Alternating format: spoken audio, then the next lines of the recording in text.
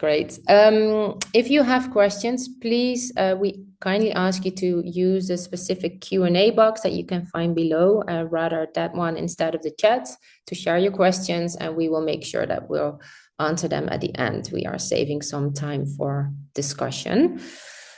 Moving towards the methodology, as I just introduced, the reason that we as Fairfood, Akvo, and Heifer International have developed this methodology is the fact that we really saw the need for a supply chain approach that really equips farmers, co-ops, buyers, sustainability teams to design and deliver effective supply chain specific pricing and living income interventions by using primary yields and cost data across the supply chain.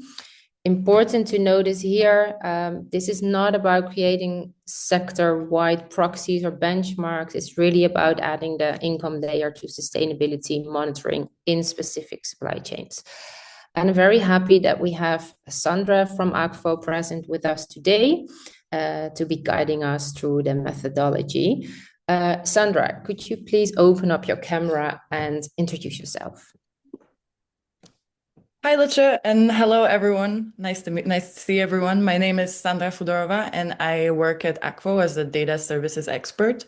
And over the last year, I have been working alongside Fairfood on multiple cases of applying the living income price strategy to different commodities and different crops. And I'm very excited to share the outcomes of that with you today.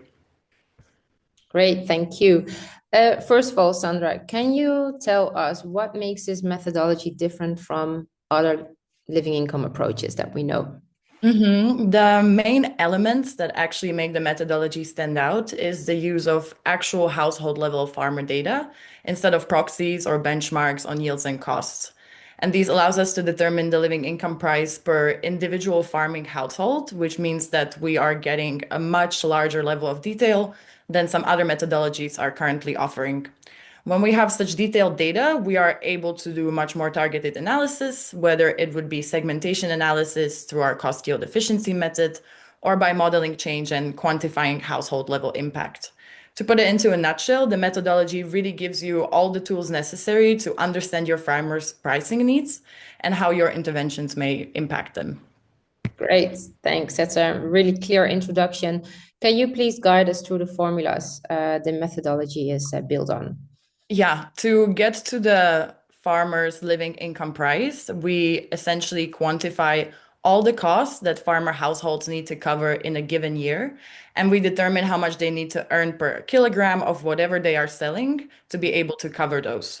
So to quantify the costs, we sum up everything you can see on the upper part of the formula, which starts with the living income benchmark. So this is essentially your cost for a decent standard life for a family in a given place.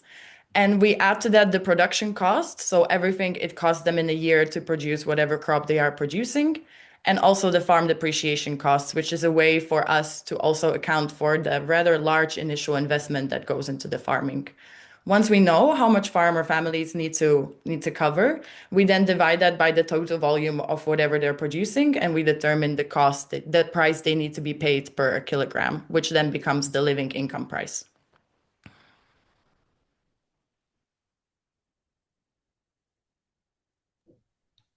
All right, moving to the cost yield efficiency. Can you take us along here? Yeah, the cost yield efficiency is a methodology we use that helps us get deeper insights into the cost and cost of production and how this relates to productivity. We essentially try to answer the question of whether more spending leads to improved yields. And the answer is not always. We divide farmers into 4 groups, and this really gives us a lot of insights into how different farmers choose to allocate their money and how this translates into the volumes of production. And it helps us identify the most vulnerable groups in the farmer population, which are often the farmers who are producing very little for a very high cost, as opposed to those who are producing quite a lot of a given commodity with large profit margins. Once we have these segments, we are able to analyze them separately, and we also see how different targeted interventions might impact these different farmer groups. Great, thanks. We will move to how it influences the impact of the interventions later in this session. Maybe a little bit on the process, in case the people in the room are wondering how a project like this with Fairfood and Akvo would look like.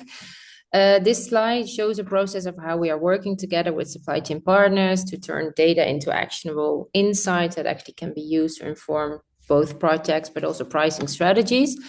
And we have invited some partners from projects in Uganda and Honduras that will talk about the implementation phase. But first, Sandra, let's hear from you how we get to these insights that form this foundation. Can you explain how we go from surveying farmers to actually getting this set of insights? Yes, I can imagine that the process might seem a bit abstract at first, but everything starts with a proper program design and scoping. So this is the stage at which we really try to understand our stakeholders and the different needs that they might have, as well as the answers that they would essentially like to get out of the analysis. And the output of this is a contextualized survey that we then use for data collection.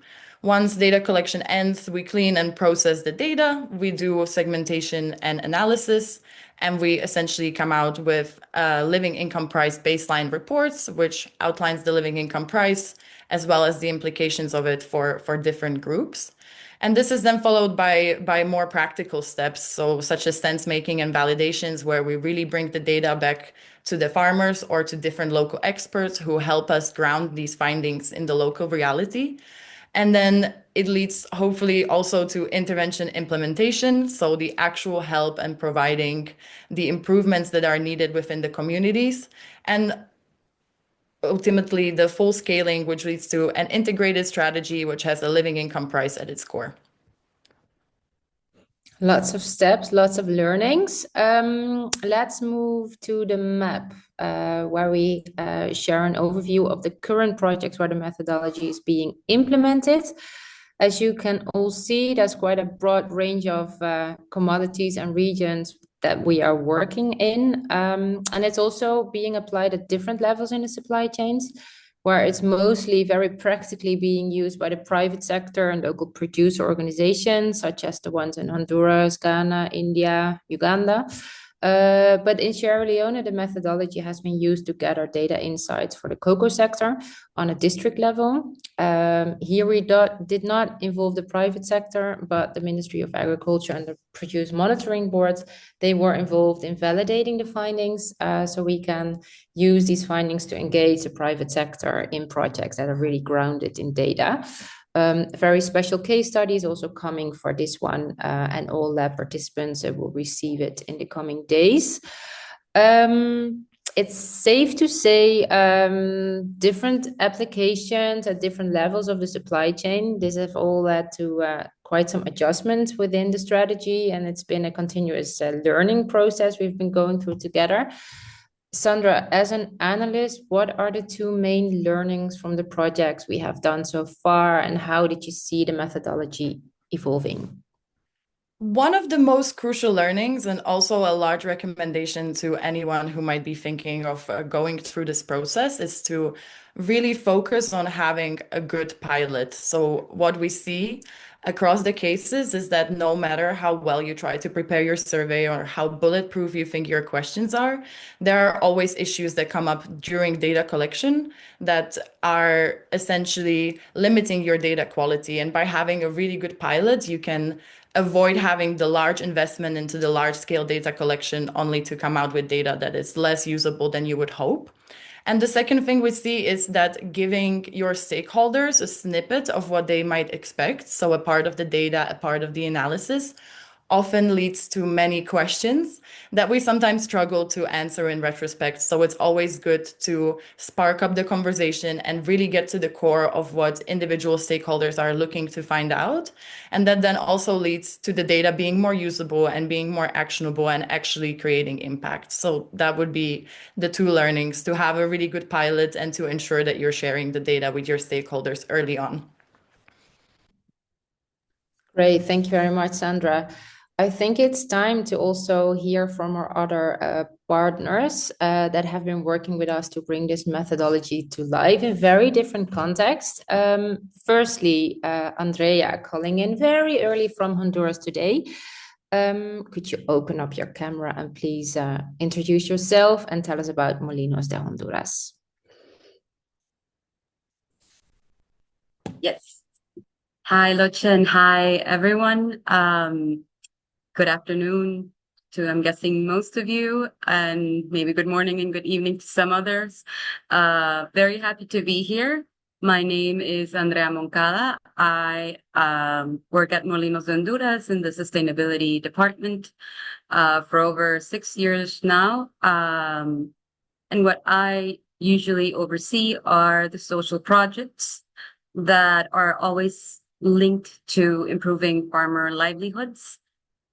Because at the end, that's our main goal. As Molinos, we have a very distinct way of operating, which is directly with the farmers. So we commercialize directly with the farmers, excluding intermediaries.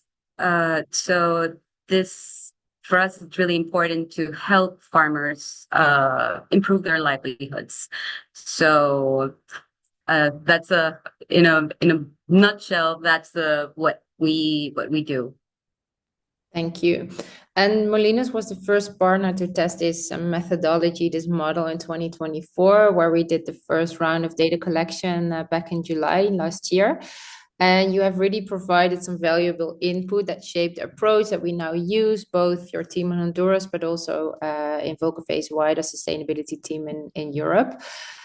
All of these steps of this journey are documented in the case study that you also see on the slide here. This is the cover, and we're very happy to launch this case study also today. And you'll be receiving the link in the chat, but also in the email following this session.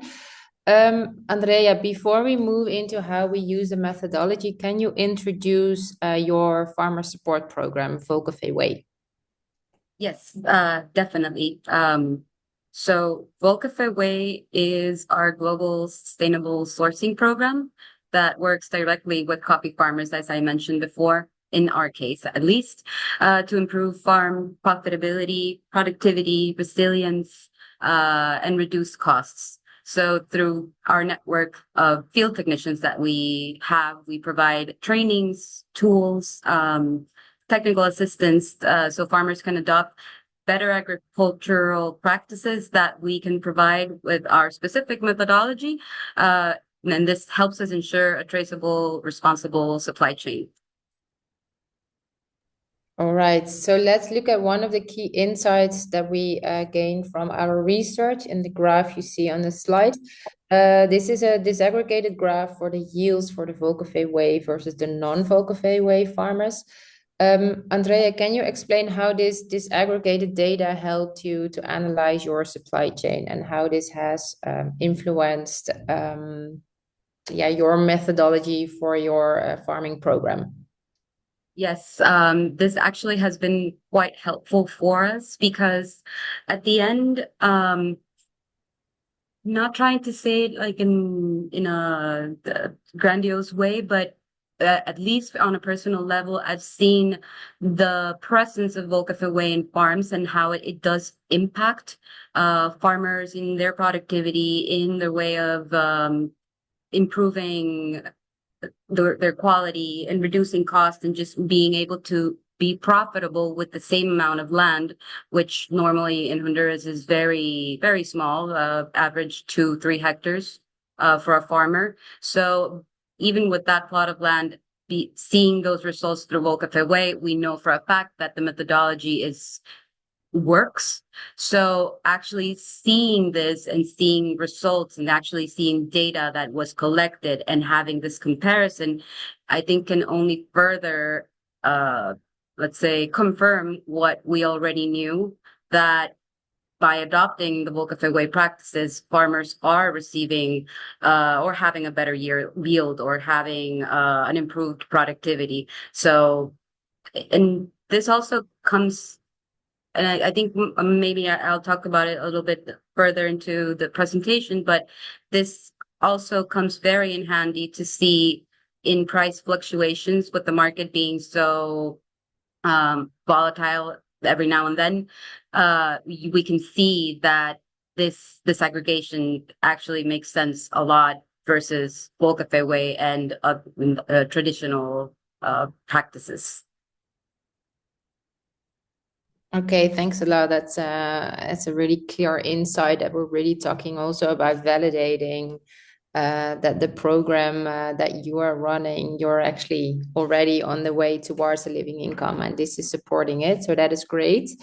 The Living Wage and Income Lab has been a platform to bring different stakeholders at the same level in this living income discussion. And in July this year, we decided to test something new together with you, to really use this format and this platform to bring back the data that we collected to the farmers and validating the findings also with them, and also collecting their feedback on how to move forward in this partnership.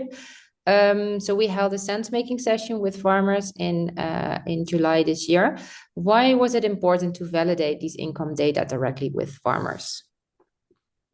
Yeah, that actually was a very nice experience, because I think that living income as it is, even for us, I'm talking again on a personal level, I feel that living income is a very complex subject, and it's very interesting, but at the same time, I feel that we're always the same people that we are talking about it.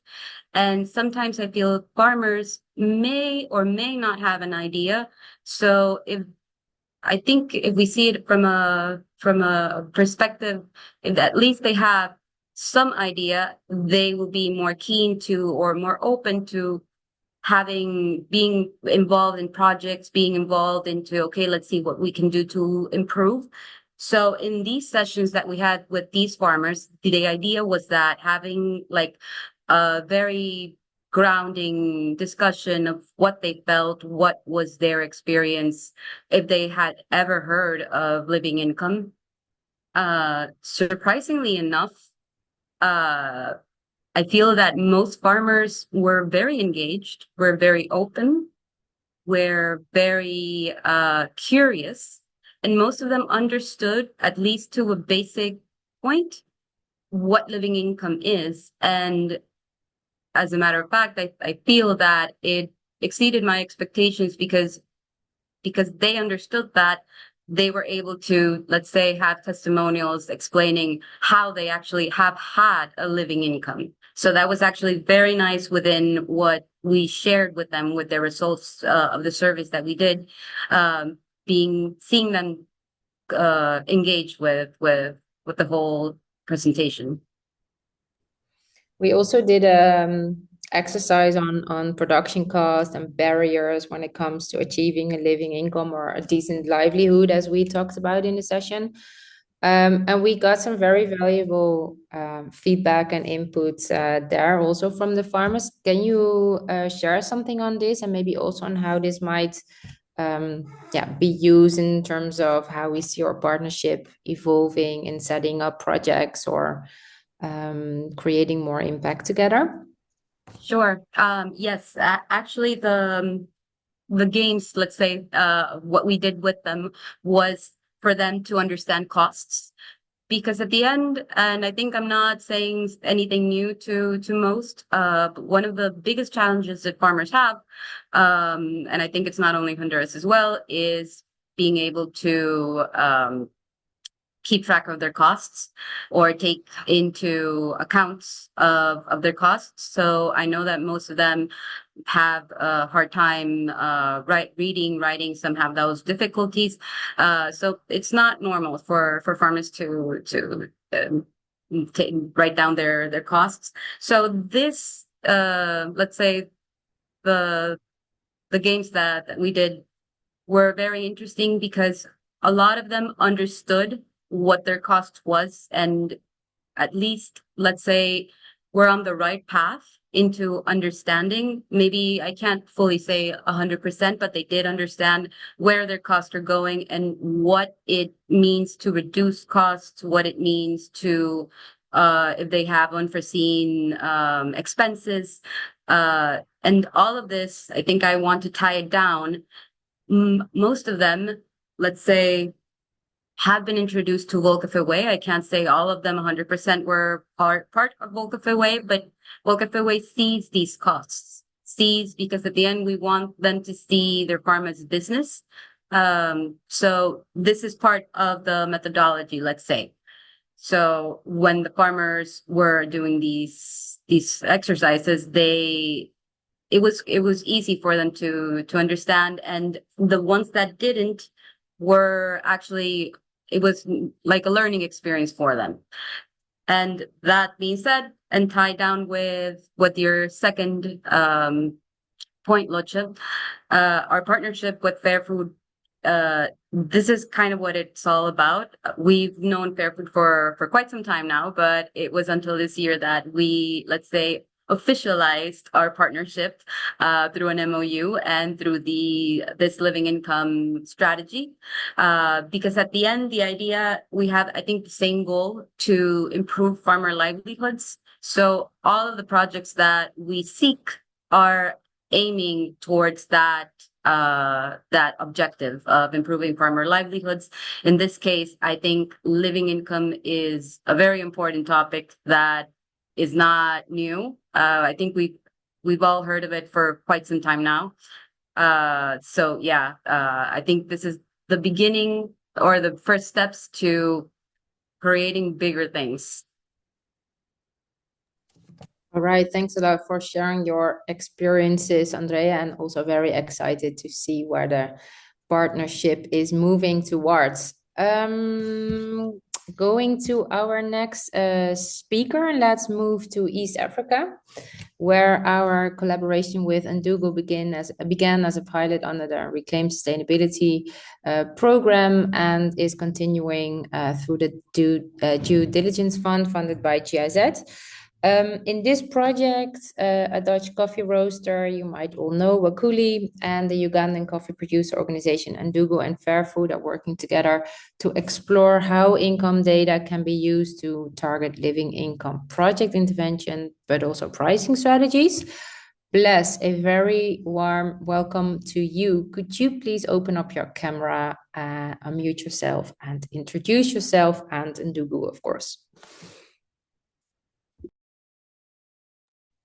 Thank you so much. Gume Bless is my name. I represent Ndugu Farmers. Ndugu Farmers is located in Uganda, East Africa, and I'm happy to be here. We are a social enterprise that invests in farmer cooperatives to access premium markets for improve the incomes for the farmers that supply the coffee to these farmers, to the cooperatives. Thank you. Thanks, Bless. Can you also tell us a bit more about the project that we are working on? Yes, thank you. We are working on a project that aims to create a digital and transparent supply chain with the goal of improving incomes of the farmers and the supply chain.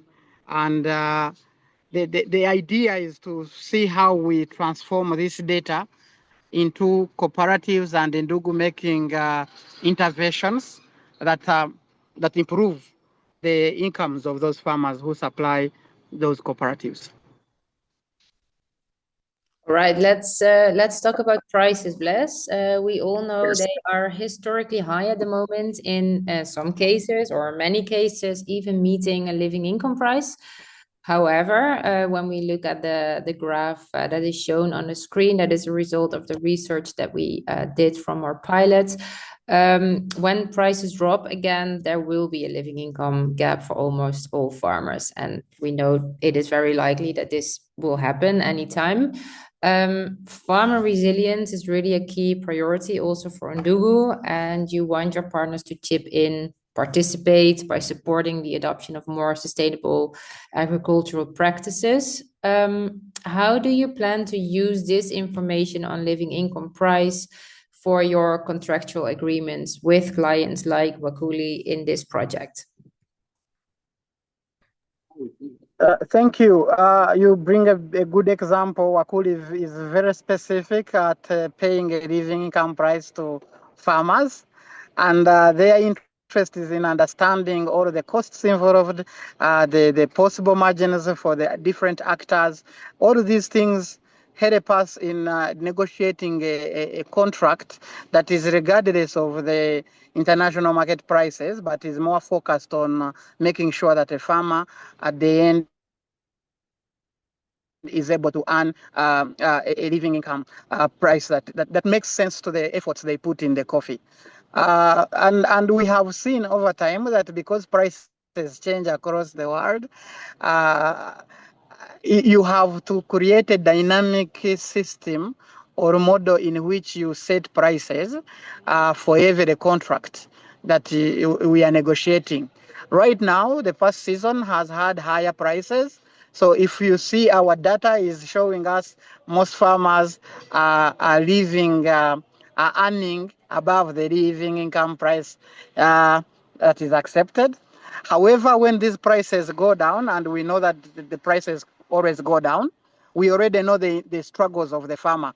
And so we can already discuss with Wakuli, apart from the prices of the contracts, we can already discuss with Wakuli on upping the prices regardless of the price slump, or we already discuss with them what kind of interventions we could put in place to reduce the costs of production, so that even if the prices are not up there, at least in terms of costs, we are managing certain interventions better.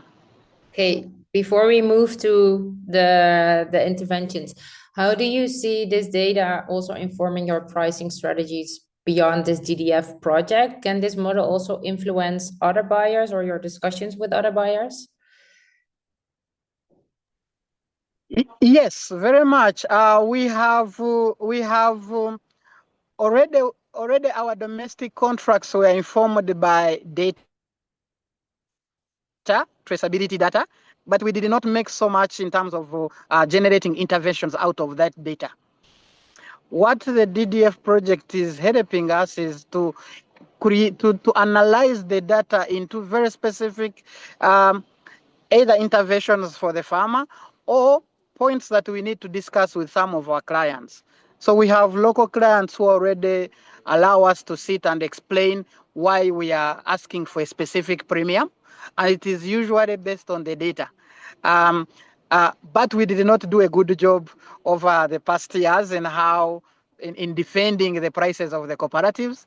And so we are looking forward to the DDF project helping us identify which points, which data sets to share with our buyers to make sense of the premiums we negotiate with for other buyers, domestic. Great. You just unmuted yourself, but that's okay. I think you were ready. Glad to see how it's really adding to the bargaining power of Ndugu, but mostly of the farmers, obviously. So you already mentioned it a little bit, but let's look at how this data also turns into insights for projects aiming at improving farmers' incomes. When we go to the next slide, we have two graphs. Also coming from the research we have done a couple of months back, at least the one on the left. The graph on the left, we see there how production costs are being built up for organic farmers versus non-organic farmers. Can you explain how you intend to use these kinds of insight to design targeted interventions aiming at improved incomes for farmers? Yes, thank you. So just to be exact, we have been supporting our farmers with fertilizers for now 3-4 years. And we kept wholesaling inorganic fertilizers. But we see this is just something we continuously increase numbers without the insight of what it could be in terms of if we switched to organic, how long how much more organic can we use to reduce synthetic fertilizer applications. Synthetic fertilizers are usually quite expensive for most of our farmers. If you see in terms of these graphs, they contribute to a big percentage of the costs they have to incur in production. So what the data has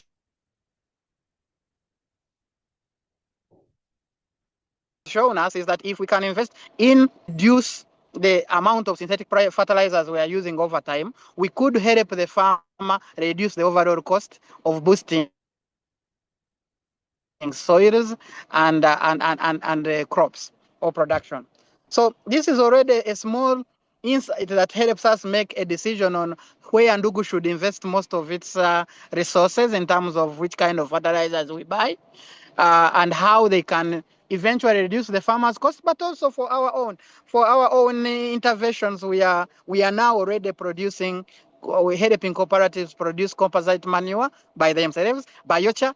These are things that are the output of which then subsidizes the amount of fertilizers we have to buy on a commercial. Great. This is already a nice bridge to the graph on the right. But before we go to that one, I just wanted to check with you. Capacity building is also an important part of our program. We are going to do a new round of data collection where more farmers will be surveyed in November, from November onwards this year. And you also wish to incorporate the data into your own dashboarding systems. How do you plan to bring the information coming from this research back to the cooperative level, to the farmer level? Yeah, can you explain to us? So already Ndugu's contracts are for traceable coffee, and we have been doing this for quite a while. But and we have had our basic dashboards that simply tell us about volumes that we are selling to whichever buyer. But we at some point it made sense that all the data that we collect from the cooperative is also shared with the cooperatives in terms of insights. We did not simply have an idea of what to dashboard at their level and what makes sense at their level. Because if we simply give them total number of farmers, total number of production, volume supplied, this does not create enough sense for people to consume data productively or to consume data in a way that guides the decisions. So this project is going to help us zero down to specific interventions that are at a cooperative level they can use to make decisions on how to source, which farmers to work with, on what kind of interventions to do with. And we have at least that we have already distributed the computers at cooperative level. We are now training them how to use them. And the next phase in the project is to show them how the data then translates into decision making at their level. We already use it at Ndugu level, but cooperative level, we are quite lacking there. All right, it's very clear. Thank you, Bless. For this heat map on the right, I think we really need to invite back our data analyst, Sandra, to explain what we are seeing here. This is the most actionable part of our process, and here we talk about modeling what the impact of the interventions could be. This is not actual data we see here because we're going to do a new round of data collection, but we wanted to share some insight on how we can use the data to really show, what the impact would be in which different areas, and how the supply chain partners, in this case, Ndugu, could really focus their investments on. Sandra, could you please unmute yourself again and put your camera back on? Can you tell us, what does this modeling show us about where farmers, producer organization can focus their investments? How should we read this graph? We essentially make these heat maps to help stakeholders decide in the context of competing priorities and limiting resources, where they have a different set of interventions in their mind, and they're trying to choose the one that is going to have the largest impact on their farmers. So in the graph that you're seeing, each column represents an individual intervention, and each row represents one of the segments coming out of the cost yield efficiency analysis that I spoke about earlier.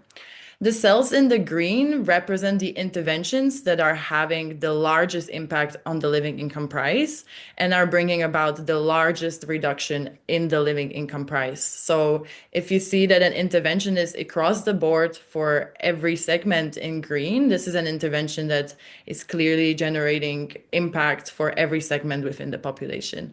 And once you have an intervention map like this, a heat map, you can clearly tell which interventions are the ones that are much more likely to be actually improving farmer incomes, and that therefore also the ones that might be more worthwhile to focus on. So without the data and without the modeling, it may not be so straightforward and so easy to tell whether, for example, labor cost reductions are going to have larger impacts than quality improvements of coffee.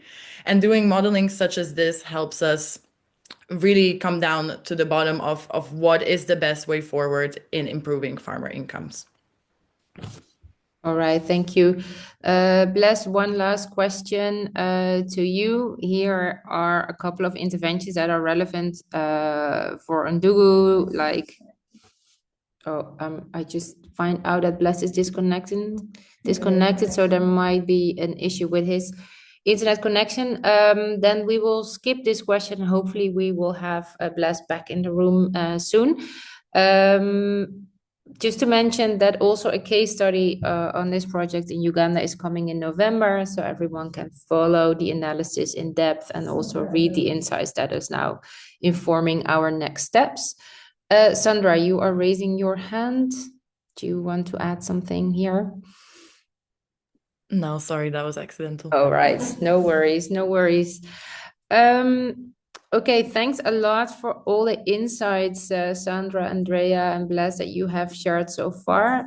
I see, Bless, that you are back. I hope the internet is more stable again, and I'm not sure if you were able to follow the last part where we explained the heat map.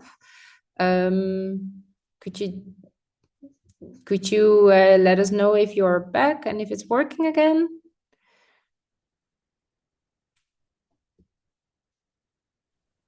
My internet is working again. Great. All right. Thank I you. just wanted to ask you, Bless, after Sandra explaining this heat map, there's a couple of interventions that might be relevant for you at Ndugu, like the coffee quality improvement, the cost reduction of the organic fertilizer that you just explained. How are Ndugu and Wakuli intend to pick up these recommendations to refine the interventions?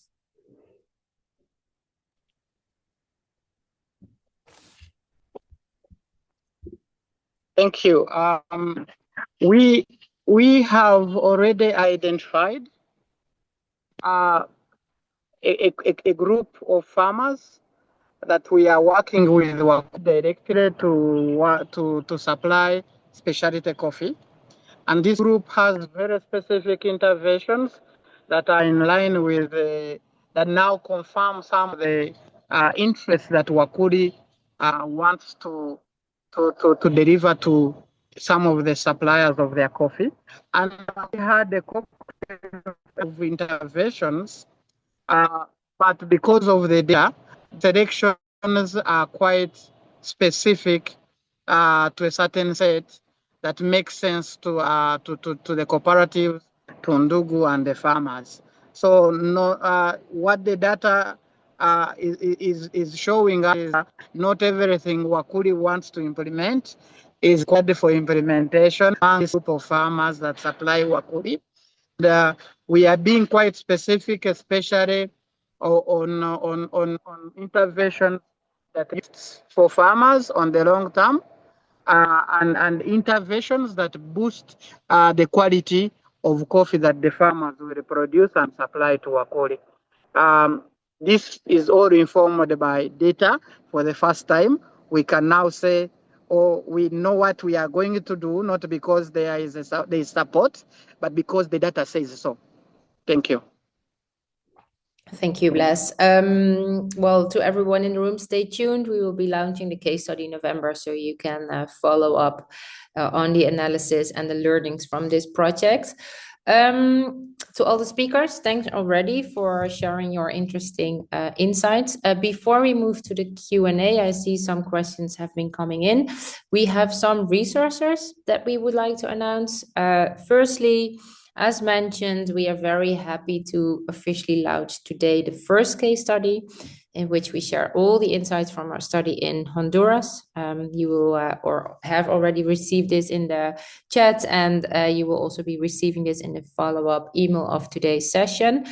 And as mentioned, a case study for both Sierra Leone cocoa and Uganda coffee will be published soon.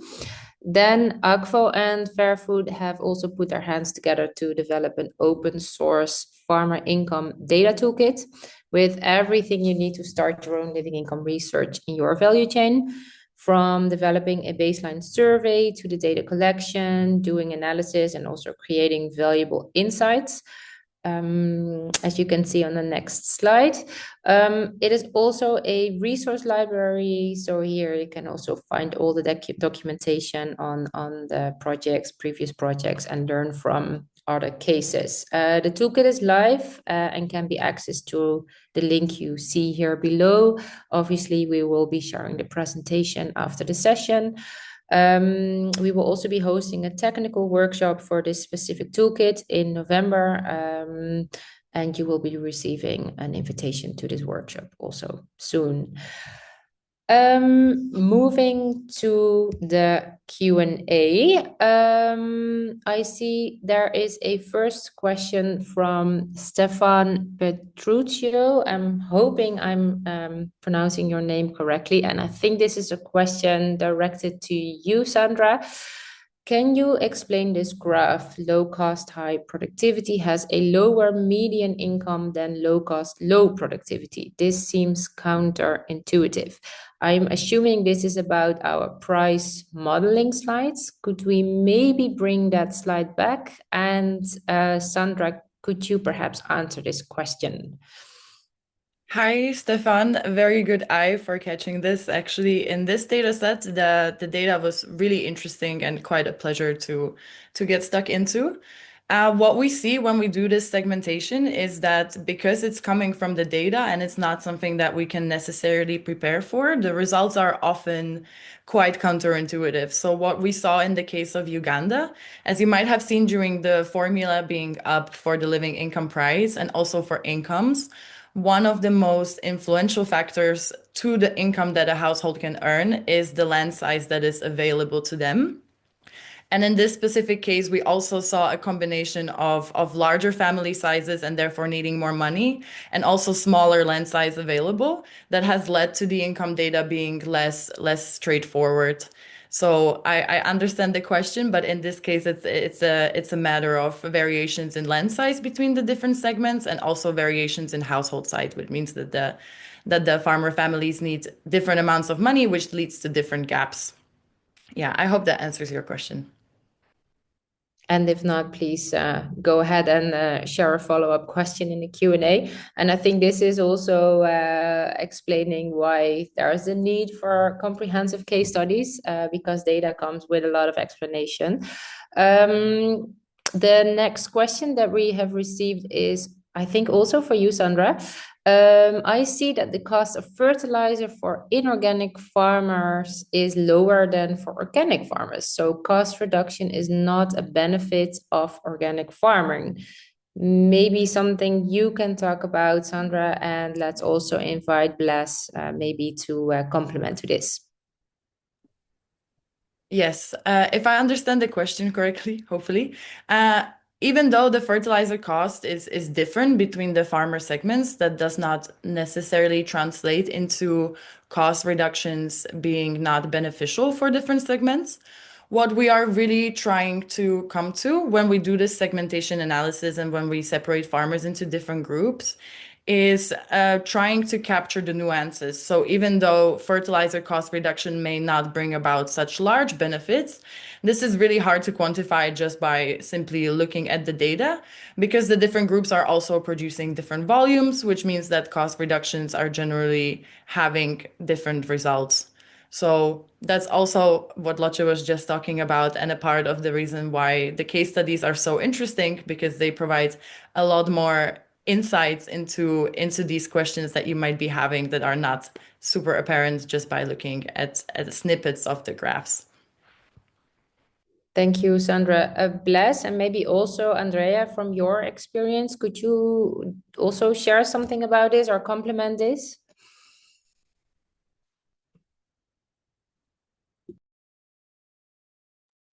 I would want a bit of pardon on that particular question again.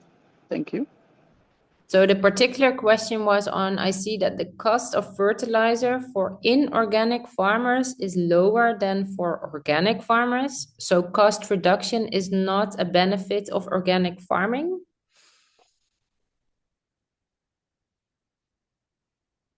Not sure I contextualized the question well, but if the example I gave earlier is we have already been buying so much fertilizer on organic fertilizer for our farmers, what the data eventually showed us is the need to have more farmers buy into organic fertilizers, because they spend more time in the soil rather than the inorganic.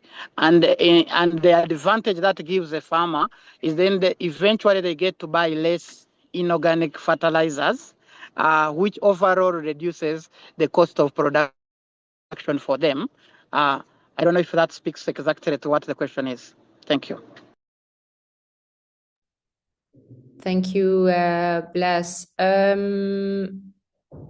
Yes, you want to share something? Great, thank you. Yeah, I think I'm just gonna chip in also with the question just from our perspective in Honduras, which possibly may be a little different. Because at least in our side with how we work with farmers that mostly have conventional coffee. And the ones that do have organic coffee, we do know it is quite challenging, and possibly one of the reasons why let's say not many farmers decide to go organic, because it is a high cost in Honduras, not the other way around. So actually being able to reduce cost if you have an organic farm is, let's say, it's the goal. Of course, there can be outliers, but at least in our experience, organic fertilizer usually is quite expensive, or it sums into being expensive as a whole, into taking care of an organic farm.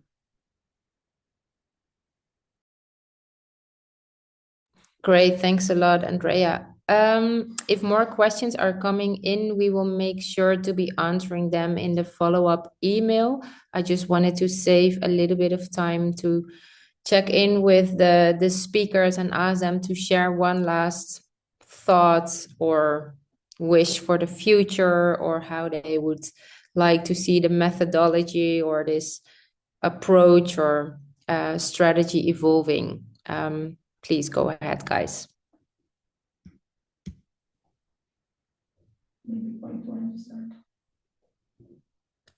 Sandra, do you want to start? Yes, I can kick us off. I am very excited about this methodology in general, and I think it's very vital to what we focus on at Akvo, because we really focus on collecting better data, which then leads to bigger impact. And this is essentially the core of the methodology. And we understand that farmers are not just one large group that has the same practices and has the same needs.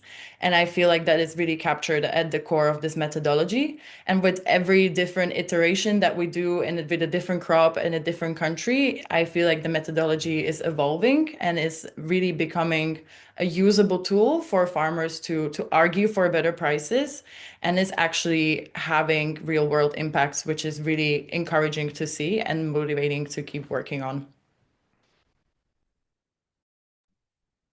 Thanks for sharing. Bless or Andrea, anything to add here?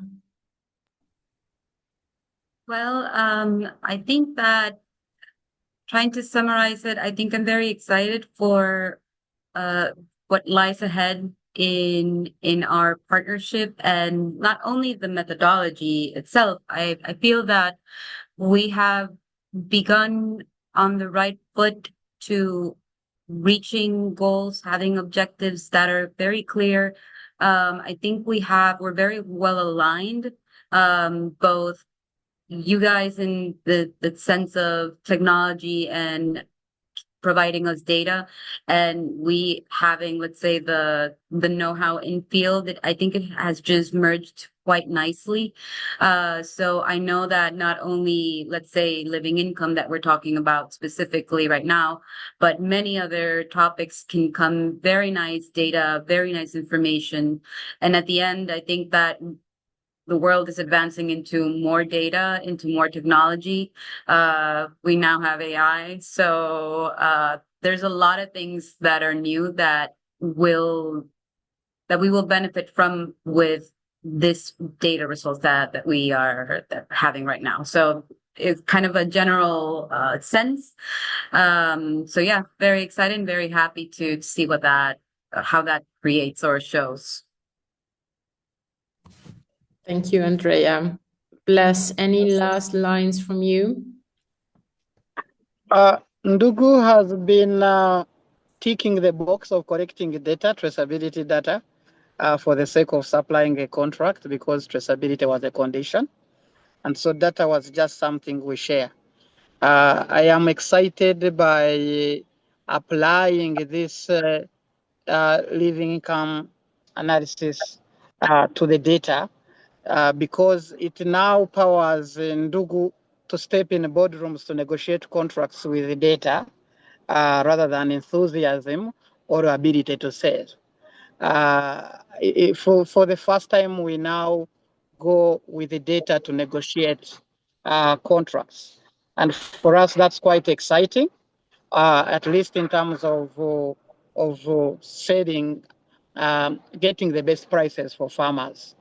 On the other hand, our interventions at farmer level and cooperative level have always been informed by a few gut feeling and discussions of what could be.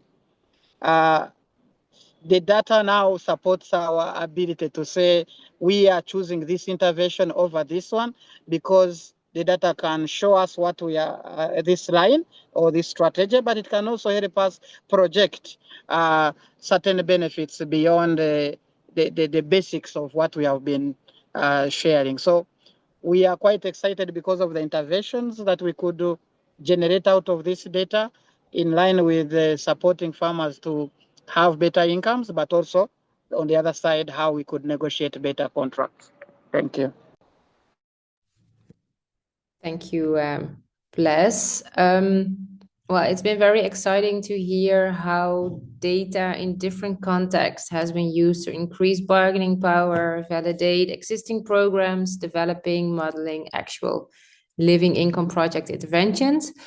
To everyone in the room, thank you very much for your participation in today's session. We really hope to have inspired you on how to create valuable insights in your supply chain, and most importantly, to bring this data into action. Once again, if you want to learn more, we welcome you to explore the resources on the Toolkit website, sign up and stay tuned for the technical workshop in November, or simply reach out to us. Yeah, for now, thank you again, and we wish you all a very good rest of the day.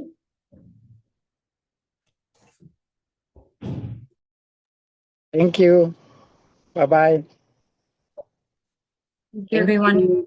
Bye.